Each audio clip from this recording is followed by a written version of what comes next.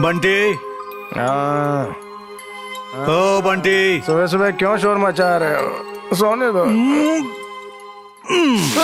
अरे उड़ गया। अरे पानी मत फेंकना, पानी मत।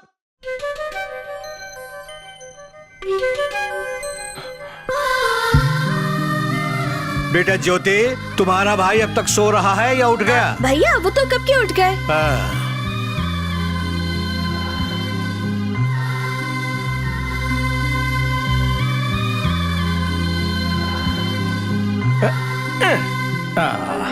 ज्योति, वो कुंभकर्ण उड़ गया है, मैं जाऊं उसे उठाने?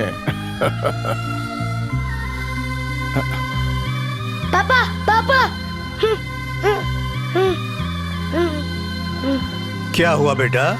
मैं सपने में एक राक्षस आया, मैं सो नहीं पा रहा, मुझे बहुत डर लग रहा है। अरे मिलिट्री वाले का बेटा होकर डरता है? सो जा सो जा।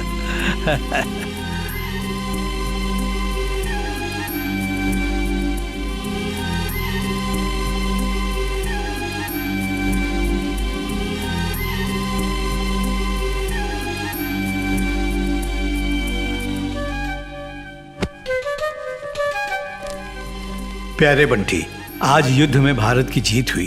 मैं नहीं, लेकिन तुम तो सरहद पर हो। बहुत गर्व की बात है। बॉर्डर पर तुमने मौत का तांडव देखा है। मौत का डर सबको सताता है। डर फर्ज को निभाने से रोकता है। जिस दिन डर पे विजय पालोगे, हर युद्ध जीतोगे। मौत पे विजय पाने का मतलब लंबी उम्र जीना नहीं होता, बल्कि हंसते हुए हर दिन मौत को एक नई चुनौती देना होता है, चाहे कोई भी परिस्थिति हो। कभी हिम्मत मत हारना, चेहरे की मुस्कान कभी मत खोना। हंसते हुए तुम बहुत अच्छे लगते हो। तुम्हारी बहन की जिम्मेदारी अब तुम पर है। तुम्हारा पापा। पापा, कहाँ है मेरा हीरो? तुम्हारी चमेली आ गई, मेरा डैशिंग हीरो बंटी। कहाँ है बंटी? ओ मेरी ननद, कहाँ है मेरा पति परमेश्वर? उसको बुलाओ, मैं आ गई हूँ। ज्योति, आखिरी बार जब मैं उनसे मिली थी वो तो बिल्कुल ठीक थे ना? फिर ये कैसे हो गया? Heart attack. क्या कहा? Heart attack? इतने फिट आदमी को हार्ट अटैक कैसे हो सकता है? इस गांव में एक से एक फालतू स्टूपिड लोग भरे पड़े। उनके बजाय भगवान ने इन्हें क्यों बुलाया? वो गधा सरपंच, आइडियाज का सेल्समैन अप्पू राजा, नहीं तो उस पाखंडी पंडित को यह हार्ट अटैक आ जाता। अपने बेटे की शादी किए बिना कैसे चले गए?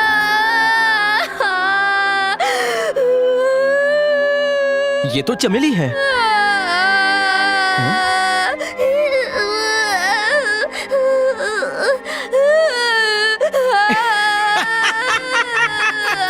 अभी तक वैसी ही रोती है तू।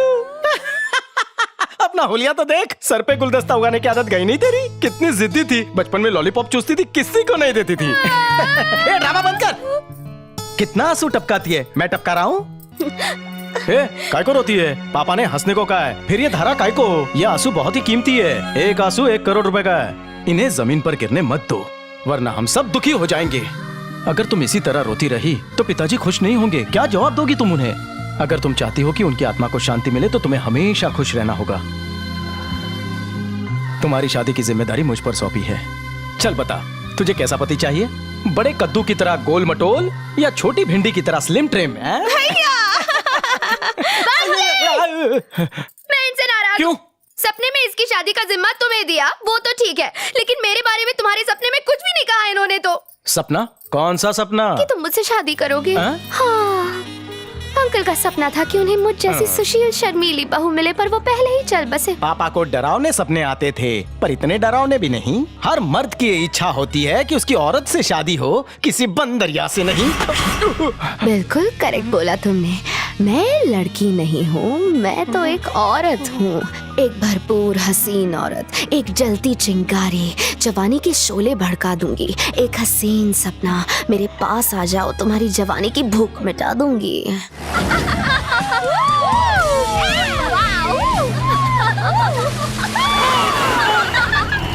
पगला गई हो क्या?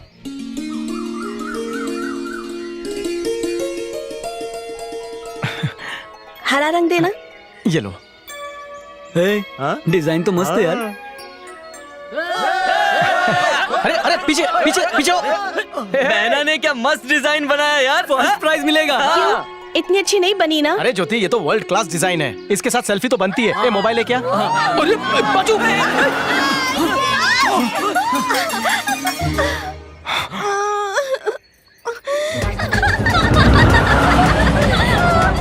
इनकी तो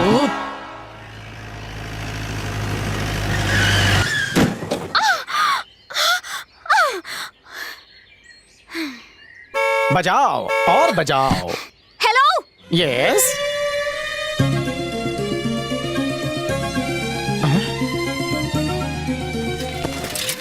भैया भैया क्या हुआ भैया? अंजलि की बच्ची।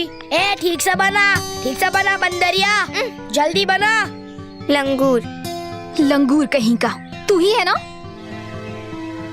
ए चिड़ियाघर की चिंपांजी, मैं ही हूँ। डिंग डोंग रंगोली बनाएगी या नहीं? नहीं बनाऊंगी। रंगोली बनाएगी या नहीं बनाएगी?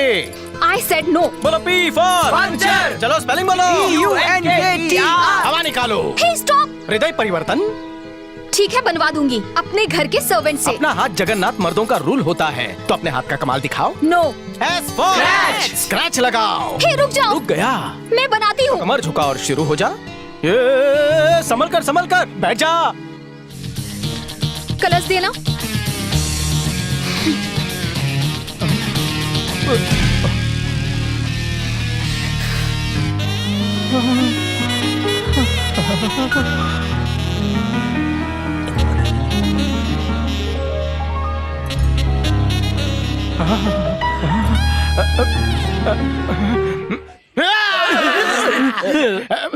इस तरह लड़की को कोई देखता है? आज के लिए इतना काफी है। अपनी चाबी उठाओ और यहाँ से चलती बनो। ऐसे ना मुझे तुम देखो, सीने से लगा लूंगा। चल निकल। हे इडियट। जानू कहकर बुलाओ ना बेबी।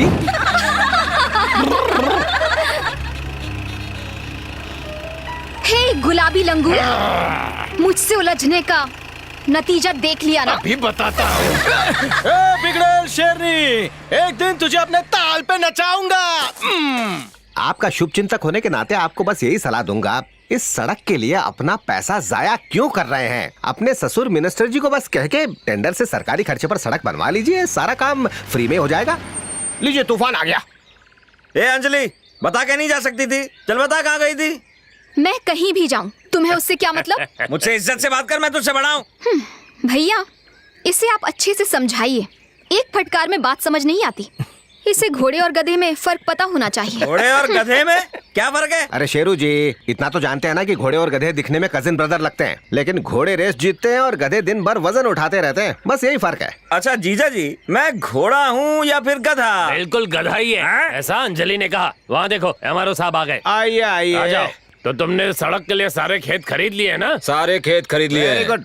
सिवाय इस 5 एकड़ जमीन के। अरे क्यों हार्ट अटैक देने की बात कर रहे हो? अगर ये जमीन का टुकड़ा हमें नहीं मिला तो गन्ने को फैक्ट्री तक पहुंचाने के लिए सड़क कहां से बनेगी? और अगर गन्ना फैक्ट्री तक नहीं पहुंचा तो उस पर फिर से ताला लग जाएगा और आपके 25 करोड़ जाएंगे सीधे गड्ढे में। और अगर आपको 25 करोड़ का घाटा लगा तो आपकी इज्जत और नाम जाएंगे सीधे कटर में। थोड़ा और पैसा देके जमीन खरीद लो ना भैया। कोई फायदा नहीं है, उसने इनकार कर दिया है। आखिर है कौन वो? वो स्वर्गीय फौजी माधवराव का बेटा है। क्या कहा?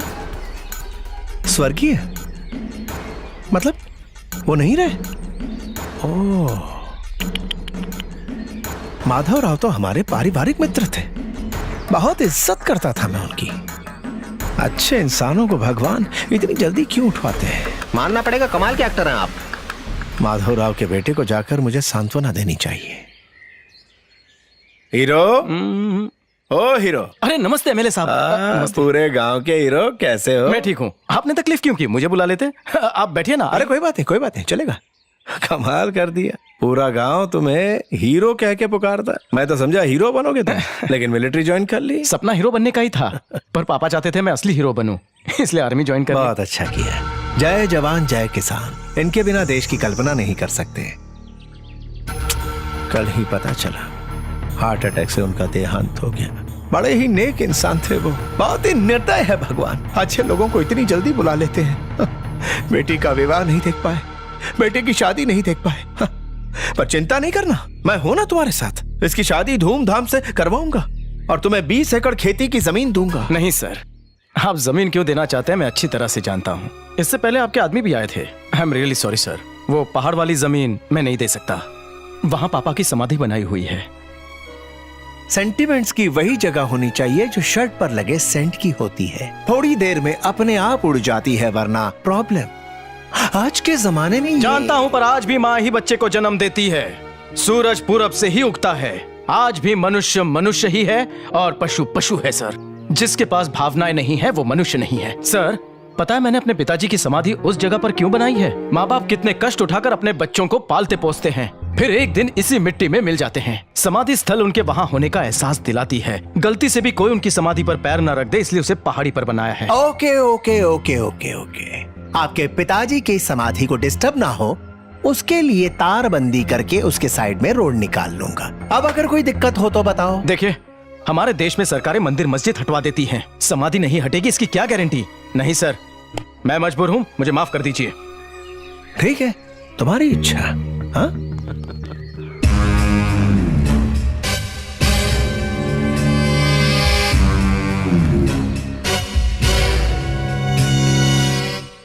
बंटी, क्या तुम अपनी जमीन उसे बेच रहे हो? चाचा, एक ही बात मुझे कितनी बार समझानी पड़ेगी? मैं किसी को जमीन नहीं बेच रहा हूँ। ये जमीन बिकाऊ नहीं है। कम से कम आप लोग तो समझने की कोशिश कीजिए। जहाँ पिताजी की समाधि बनी है वो जमीन मैं नहीं बेचूंगा। बहुत अच्छी बात है, हम यही चाहते थे। उधर के सारे खेत एमएलए ने खरीद लिए, मगर जब तक उसे तुम्हारी जमीन नहीं मिलेगी, ना रोड बनेगी और ना ही उसकी फैक्ट्री चालू होगी। एक दिन वो फैक्ट्री गवर्नमेंट चलाएगी, तभी हम मजदूरों के अच्छे दिन आएंगे। बेटा, आप क्या कह रहे हो चाचा? मेरी समझ में नहीं आ रहा है। बंटी, आज तक तुम्हारे पिता ही हमारी मदद करते रहे। उन्होंने हर अत्याचार के खिलाफ आवाज उठाई, मगर आज वो हमारे साथ नहीं है और हमें पूरा यकीन है, भले ही वो जिंदा नहीं, मगर उनके आदर्श हमारे साथ हैं। आज तुम्हारे पिता उस जमीन पर इसलिए हैं ताकि खून चूसने वाला एमएलए वहां रोड न बना सके। वो हमारे भगवान है। ओहो, जमीन हड़पनी है उसे? ओके, पिताजी की जमीन उसके बाप की जागीर है क्या? वो आम कितना बड़ा और मोटा है पर ना? इसे तोड़े कैसे? बहुत ही आसान है। जय टपकेश्वर महाराज कहो, अपने आप ही गिर जाएगा।